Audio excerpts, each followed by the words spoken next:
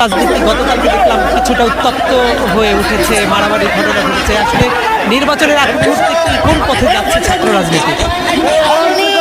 আপনারা উত্তপ্ত কথাটি ব্যবহার করছে, এই কথাটির সাথে আমরা পরিচিত নয়। উত্তপ্ত ছিল ঢাকা বিশ্ববিদ্যালয় তখন যখন 92 সালে নিউ ইয়র্ক টাইমসে বলা হতো ঢাকা বিশ্ববিদ্যালয় ক্যাম্পাস সব থেকে অনিরাপদ ক্যাম্পাস।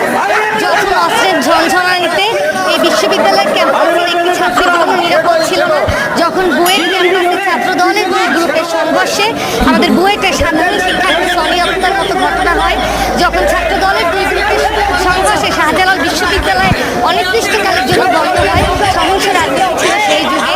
এই যুগের রাজনীতি হচ্ছে শিক্ষার্থী বান্ধব ছাত্র রাজনীতি, সেখানে শিক্ষার্থীদের একটি সুবিধা দেওয়ার জন্য, শিক্ষার্থীদের সেশন জট কমানোর জন্য